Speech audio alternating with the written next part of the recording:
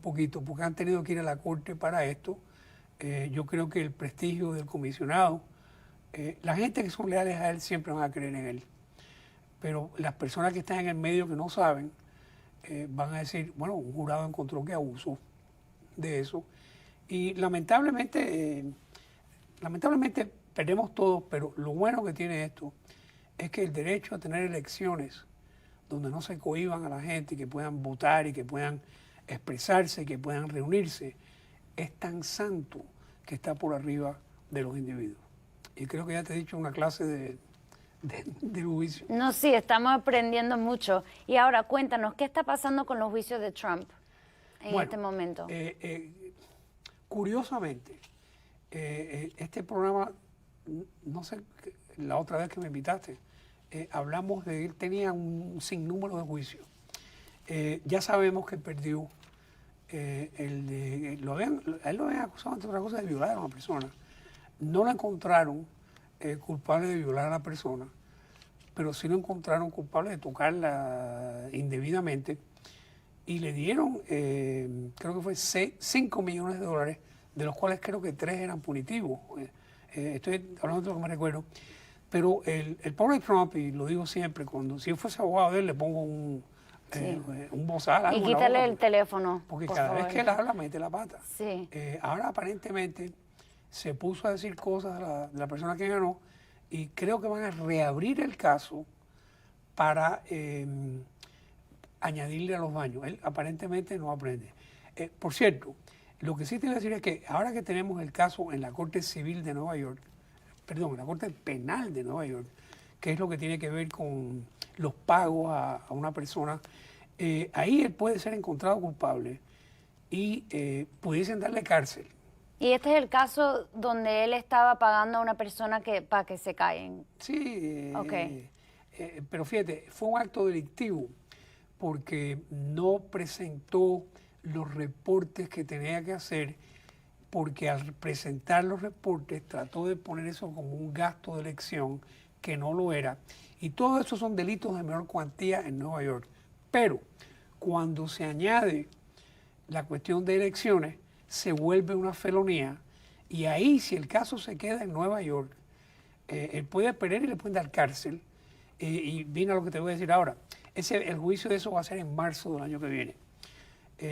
Lo que pasa es, y los abogados le están pidiendo, que esto vaya a la Corte Federal. Entonces, hay que pensar por qué. Los americanos tienen una frase que ten cuidado con lo que le pidas a Dios, que es capaz que te lo dé. Pero lo que pasa es lo siguiente. A él, lo más probable, puedo predecirlo aquí, que por la cuestión de enero 6 y por la cuestión, la que viene ahora es la de la votación en Atlanta, va a ser encausado. Él tiene un problema más, que es la cuestión de los documentos. En la cuestión de los documentos, la noticia de ayer, o de antes de ayer, es que han encontrado una grabación donde él hablando da a entender que él sabía que esos documentos no eran de él. Entonces, eso es hasta cierto punto, hay 3 casos federales en los cuales pueden perder, y una cosa que no me sorprendería a mí es que lo encuentren culpable y que el presidente Biden, que es demócrata, a quien él ha dicho 1000 cosas, que lo perdone. Pero el problema que hay con eso es que a él lo pueden perdonar de los casos federales, pero no del caso de Nueva York. Entonces yo creo que parte de la estrategia de los abogados de Trump, al pedir que esto se transmita a la Corte Federal, es que si todos los casos penales de él están en la Corte Federal, entonces es concebible que para que haya paz y tranquilidad en este país, que Biden le dé un perdón. Por cierto, se presume que él es inocente, hay que probar los casos en contra de él, pero por lo menos en lo que lee uno, que uno está bastante atento con eso, uno puede pensar que el de enero 6, el de Georgia, el de los documentos, de esos 3 que parecen estar sólidos, por lo menos uno va a ganar, o uno va a perder él. Acuérdate también que hubo otro caso en Nueva York que encontraron en contra de las compañías de él y ahí le dieron una multa, que está bien, $1 millón quizás no sea mucho para él, pero yo creo que es una gran cantidad de dinero. Y entonces él lo que está teniendo es que perdió cerca de 60 casos donde estaba apelando la elección, y esa táctica que tenía él de llevar todo a la corte ahora le está saliendo mal. Y yendo atrás un momentico para entender correcto, si los casos están en la Corte Federal, ¿es posible que el presidente Biden le puede dar un perdón? Claro, porque es federal. Eso de mover el caso de a Nueva York a federal, eso es algo muy inteligente de los abogados. Mira, entre los abogados están fajados. Esto sale, ¿no?, que aparentemente un abogado le dio un mal consejo a él. ¿Por qué? Porque tú como abogado sabes que cuando uno le representa a la corte algo, está la palabra de uno como abogado. Y a él le preguntaron, el abogado garantizó que todos los documentos que tenía Trump se habían entregado ya. Este es el caso de los documentos en Mar-a-Lago. Y eso es una defensa, decir que, bueno, mi abogado me dijo que... No, vamos a esto. No, primero vamos a hablar del abogado. El primer problema que tiene el abogado es que si eso no es verdad, lo pueden encausar a él también. Y si al abogado lo encausan, la defensa de él me dijo que era todo. No creo que lo van a encausar, pero potencialmente lo pueden encausar.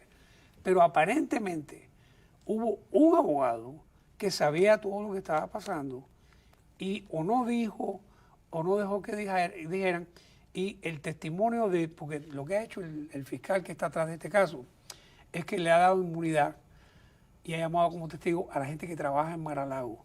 Y lo último que ha salido es que días antes de que iban a venir a recoger los documentos, habían hecho un cambio de cosas y lo habían llevado a otro cuarto.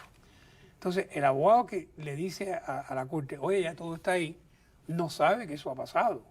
Pero aparentemente había alguien que sí sabía. Y entonces ahí es donde Trump puede tener problemas, porque si yo fuese el abogado, lo único que yo puedo decir es, mire, yo hablé con mi cliente y él me dijo eso y no tengo por qué no creerle a mi cliente. Pero si ahora parece que había otro abogado que sabía que eso era mentira, eso se vuelve un problema serio. Y había una mujer abogado que estaba involucrada ahí, que fíjate que ella ya no está en los casos, porque ella es la persona que firmó que se había entregado todo. Y bueno, voy a decir algo pesado en cubano, pero sálvese quien pueda, ¿no? Lo que yo creo que... o quizá va a ser testiga. No, pero es que puede ser acusada, porque ella ha entregado un documento a la corte donde ella garantiza que se había cumplido con lo que había que hacer. Mira, esto pasa todos los días y los jueces saben. Y vaya, si uno fuese juez, y yo no soy juez, hay que tomar en consideración que la persona no tenía razón por qué desconfiar de su cliente. Ahora, si había un abogado que sabía lo que estaba pasando, ahora vamos a ir a Trump.